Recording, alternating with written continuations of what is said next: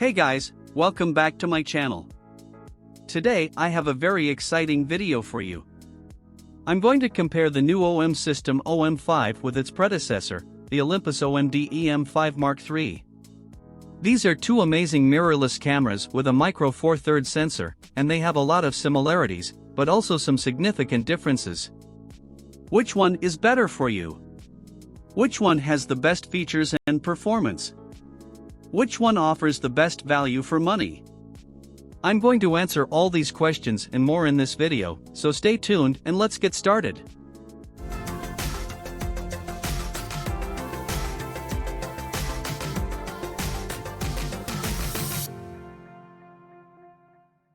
The OM-5 is the second camera to be released under the new OM system brand, after OM Digital Solutions took over the imaging business of Olympus. It is the successor of the E-M5 Mark III, which was launched in 2019. Both cameras share the same 20-megapixel sensor, which delivers good image quality in terms of resolution, dynamic range, and noise performance.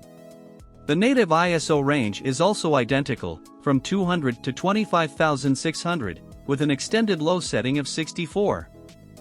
However, the OM-5 has a new image processor, the TruePic 9, which is more powerful and enables some computational features that the E-M5 III doesn't have. One of these features is the Live ND mode, which simulates the effect of a neutral density filter by combining multiple exposures in real time. This allows you to use slower shutter speeds without overexposing your images, and create motion blur effects without an external filter. You can choose from 5 levels of intensity, from ND2 to ND32, and preview the result on the screen or in the viewfinder before taking the shot. Another feature is the Starry Sky AF mode, which uses artificial intelligence to detect and focus on stars in low-light conditions. This mode has two options, speed priority and accuracy priority. The former is faster and works well for handheld shooting or when using a wide-angle lens. The latter is more precise and works better for tripod shooting or when using a telephoto lens.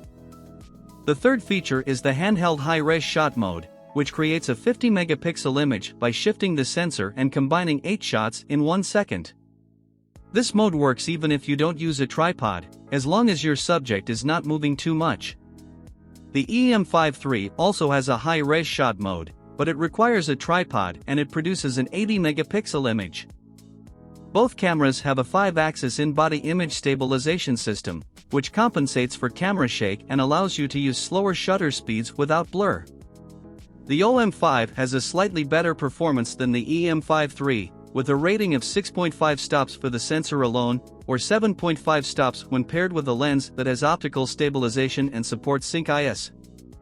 The design of the two cameras is very similar, with a compact and lightweight body that has a retro style and a weather-sealed construction.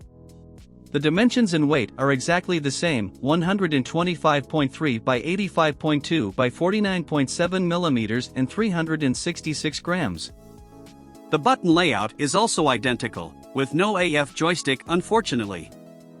The only visible difference is the brand name at the top, OM system for the OM-5 and Olympus for the E-M5 III. Both cameras have a tilting touchscreen on the back, with a resolution of 1.04 million dots. They also have an electronic viewfinder on top, with a resolution of 2.36 million dots and a magnification of 0.67x. The OM-5 has a slightly higher refresh rate of 120 frames per second compared to 100 frames per second on the E-M5 III. The autofocus system is also the same on both cameras. They use a hybrid system with 121 cross-type phase detection points that cover almost the entire frame. They offer various modes and settings, such as face and eye detection, tracking, single point, group point and custom point selection. The OM-5 has some improvements in face detection. It can detect smaller faces in the frame and it can keep tracking them even if they turn sideways. The speed performance is also identical on both cameras. They can shoot up to 30 frames per second with AF locked or up to 10 frames per second with continuous AF. They also have a Pro Capture mode that starts recording images before you fully press the shutter button, so you don't miss any decisive moment. The video features are mostly similar on both cameras. They can record up to 4K resolution at frames per second, or Cinema 4K at 24 frames per second. They can also record Full HD at up to 120 frames per second for slow motion effects. They have a dedicated microphone jack for external audio recording, but no headphone jack for monitoring. The OM-5 has some new additions that make it a more capable video tool than the E-M5 III. It can record for an unlimited time, whereas the E-M5 III has a limit of 29 minutes. It can also record vertical videos for social media platforms, and it has an OM-Log 400 picture profile that gives you more flexibility for color grading in post-production. You can also use the OM-5 as a webcam by connecting it to your computer via USB, without any additional software required. The battery life of the two cameras is rated at 310 shots per charge recording, which is not very impressive. However, you can extend it by using the power-saving modes or by connecting an external power source via USB. Both cameras use the same BLS50 battery, which is compatible with the optional ECG5 external grip that gives you more comfort and stability when shooting. The connectivity options are also the same on both cameras. They have Wi-Fi and Bluetooth to connect to your smartphone or tablet and transfer images or control the camera remotely.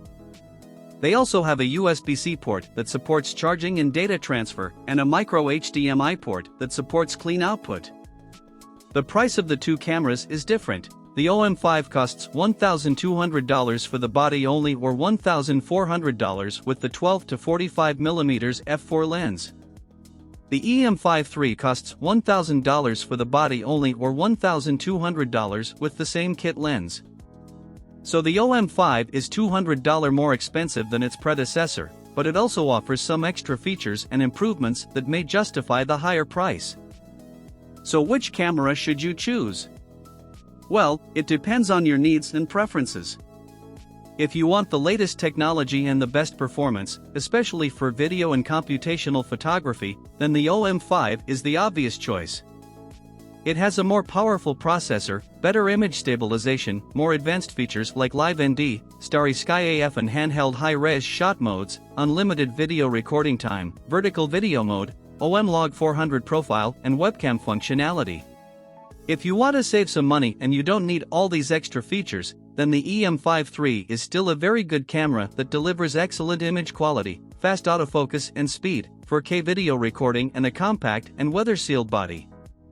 It has almost everything that the OM-5 has, except for some of the new additions that may not be essential for everyone. Alright guys, that's it for this comparison between the OM system OM-5 and the Olympus OMD E-M5 Mark III. I hope you enjoyed it and found it useful. If you did, please give this video a big thumbs up and leave a comment below. Let me know which camera you prefer and why, or if you have any questions or feedback. And don't forget to subscribe to my channel and hit the bell icon to get notified of my future videos. I have a lot more reviews and comparisons coming up, so stay tuned for that. Thank you so much for watching and I'll see you in the next one.